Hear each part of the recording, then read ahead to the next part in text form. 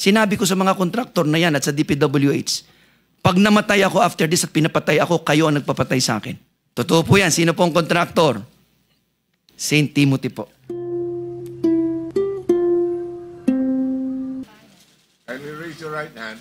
Do you swear or affirm to tell the truth, the whole truth, and nothing but the truth in this proceeding? Thank you. You may take it. Okay. Now proceed, Governor. Mr. Chair, may I be permitted to present a very short presentation so that you will have a context of what truly happened in the province as a microcosm problem in the Philippines. Pwede po ba akong payagan? Minuto lang po, Mr. Chair. Oh, sige. Okay. If I may, Mr. Chair, kung ready na po yung slide, kanina po kasi hindi pinapayagan.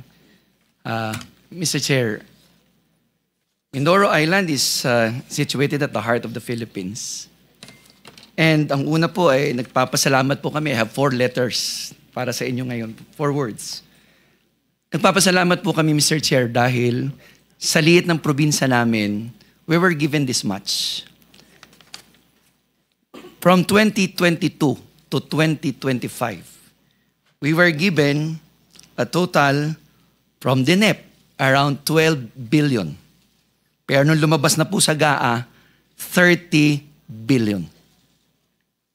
Total insertion po is 17,820,439,000 as far as flood control projects are concerned, which are 25 million and above. Ulitin ko po, we did not include your other projects which do not include flood control. Kaya lang po yung pagpapasalamat namin, sino po ba naman probinsyang hindi magpapasalamat na ganun kadaming pera, napalitan po ito ng panghihinayang. Well, during the Senate hearing in the past, you were discussing about existence or non-existence of a National Flood Mitigation Master Plan. Oriental Mindoro has one. In 2019, we have a Regional Development Council endorsed Flood Mitigation Master Plan, which is a product of several studies conducted by foreign bodies, even local experts, and the provincial government of Oriental Mindoro. It was duly signed and endorsed to DPWH in 2019. Kaya lang po, ang amount po niyan more or less is 12 billion to solve the totality of the problem of flooding. We have already received more than 30 billion. So kung sinunod po yung Flood Mitigation Master Plan ng probinsya, more or less sana, solve na ang problema. Kaya lang po, tingnan nyo po yung nangyari, 2012, 2022, baha, 2023, baha, 2024, 2025, despite the presence of more than 30 billion flood control. Bakit po? This leads to the third P, panlulumo. Bakit po nakakapanlumo? Mr. Chair, simula pa lang po may mali na. Una, di akmang disenyo. San po kayo nakakita ng flood control, pero dinisenyo ng DPWH na parang gumagawa ng boulevard? Ano po bang gustong gawin ng DPWH? Boulevard for tourism purpose or flood control? 20 meters na lapad na kalsada, tapos lalagyan ng konting semento sa kanan, konting semento sa kaliwa. As early as March 6, 2023, I called the attention of DPWH and all the contractors. Pinatigil ko po yan 1.5 months. Sabi ko po, you are doing something for my province, you didn't even consult us. Sabi nila, ang drawing daw po ay ginawa to solve the flooding. Pinatigil ko po for 1.5 months. And honestly, Mr. Chair, sinabi ko sa mga kontraktor na yan at sa DPWH, pag namatay ako after this at pinapatay ako, kayo ang nagpapatay sa akin. Because we are talking here of 4 billion pesos in 2023. After that, gumuho na po ng 2024. Mr. Chair, Governor, sino yung kontraktor na yan? Pangalan po ng kontraktor. Yes. As early as 2023, ang tanda ko lang po ang isa, SunWest. 2025, Mr. Chair, ito na po yung nangyayari. Baha, baha, baha. Sabi ko sa kanila, ang provincial government gumawa ng gabyo noong 2014. 40 million, 600 meters existing hanggang ngayon. Sang dekada, 40 million, almost 1 kilometer. Pero existing. Yung sa DPWH, pakikita ko po mamaya yung difference. Ang pangalawa po, di na akma ang disenyo, overpriced pa. Balik muna ulit. Sabi po sa unang interview ng DPWH, 1 billion per kilometer. That means 1 million per linear meter. Mr. Chair, ganito ho kaikli, 1 million ang halaga. Second po, binago po nila nung sunod na interview, ginawa pong 700 million per linear meter. Overpriced na, substandard pa po. Ito po ang pangatlong problema. Tingnan nyo naman po ang nangyari sa mga dike sa Oriental Mindoro. Bakal, maliit pa sa daliri ko, sa hinliliit.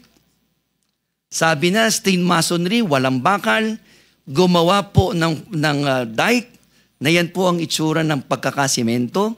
Ang gitna, puro lupa, puro buhangin.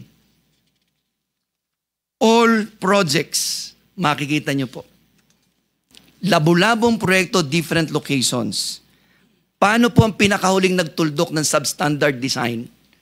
Nakakuha po ako finally kagabi ng isang disenyo, detailed engineering design, permado ng DPWH.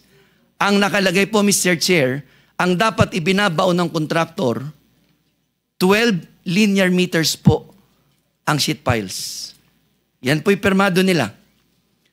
Pero kahapon lang po, bago ako pumunta ng Senado, ang actual po na sheet piles na ibinabaon, 3 meters. Yan po, maliwanag po. Kahapon lang po yan.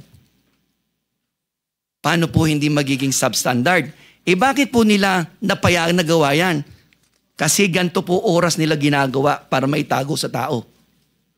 Gabi. That is a picture taken 10:40 in the evening na nagbabaon ng sheet piles. Mr. Chair, bukod po dyan, meron pa po ngayong nawawalang proyekto. Sabi nila walang ghost. Ang alam ko po, pag specific sa GAA ang sitio, specific ang barangay, dapat ang project naroon sa sitio, nasa barangay. Sitio Dike, Barangay Apitong Nauhan, privilege speech of Senator Ping, I can attest na dun po sa barangay na yon, wala yung 189 million project na sabing kinonstruct. Sabi nila, meron daw kinonstruct sa ibang barangay. How can we attest that it is when there are multiple titles with no specific barangays in sitio? And Mr. Chair, bukod po sa Ghost Project, may bago po kaming term sa Oriental Mindoro. Again, Mr. Chair, sino yung contractor? Po? Sino yung contractor? Ito pong isa, St. Timothy po. Elite. St. Ito Timothy. pong sa Apitong is Elite. St. Timothy. Ito po ang St. Timothy. Ito pong Ghost sa Sitio Dike, Elite. Oh, this guy again? At ito pong sunod na Manananggal Project. Bakit po Manananggal? Kasi ang nakalagay po sa contract is 325 meters. Ang ginawa lang nila noong 2023 ay 189 na wala ang kalahati. Tapos ngayon po, pumutok ang ISO, binabalikan po para pong manananggal, binabalikan po yung kalahati ng katawan pagtapos na. Totoo po yan. Sino pong kontraktor? St. Timothy po. Mr. Chairman, bakit po nangyari ito? Ito na po ang dulo. Bakit po nangyari? Kasi may kailangan pong itago. Bakit kinakailangan 20 meters na puro buhangin ang laman? Tinanong ko po si Director Pakanan ng DPWH. March 2023, July 2024, May 2025, June 2025, and July 2025, August 2025. Simple lang po ang sinabi niya sa akin, Gob, maganda naman po sana yung disenyo. Kaya lamang po, alam nyo naman, may kailangan hong bigyan ng 25% sa taas. Ulitin ko po, ito sabi po ni Director Gerald Pakanan. At meron pong 5% na parking. Sabi din po niya, I can attest to the truth. Kung totoo man po hindi sa sinasabi niya, I am only stating what he told me not once, not twice, not thrice, but several occasions. Sino yung kausap mo? Director Gerald Pakanan po ng DPWH Region 4B. Is he here? Is he here? Was he invited? Meron pa daw po, Mr. Chair, na 12% others. So 25% taas, I do not know what does he mean of 25% sa taas. 5% parking fee, I am not familiar with parking fee. Basta yun lang po sinasabi niya. 12% others. So that's all in all 42%. Ang nakalagay po sa Department Order 197 series of 2016, pag 150 million pataas ang project, entitled ang contractor to 8%. 42% plus 8% is 50%. So kalahati na lang po ang natira, Mr. Chair. Bukod pa po ang taxes and everything. Plus, 4 na beses na po kami nakahuli ng theft of minerals. Ang ginagawa po ng kontratista, kumukuha ng quarry sa lugar na bawal, walang quarry permit, abo. Kaya po nag-i-scaling ang project. Di pa po nagbabayad ng quarry tax ng tama.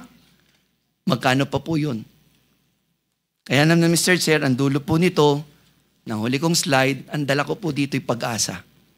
Na sana sa pamamagitan po ng komiting ito at ng direktiba ng Pangulo ng Pilipinas, and with the assumption of Secretary Vince Dizon, matitigil na po ito. Secondly, na yung pong dapat proseso sa ilalim ng batas na ang mga proyektong tulad nito ay ikinukonsulta sa ilalim ng Sections 25, 26, and 27 ng Local Government Code para sa mga lokal na halal at lokal na sanggunian ng bawat lokal na pamahalaan.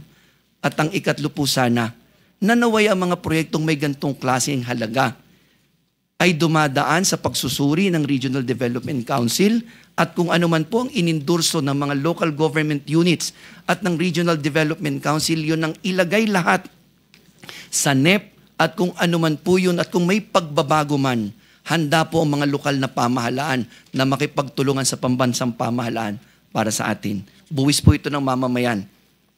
Buwis po ito ng bawat isa sa atin. Maraming salamat sa iyo, Governor Dolor. Mula sa iyong pangihinayang at panlulumo, ay nagkaroon ka pa ng pag-asa pala na nakikita sa ating bansa.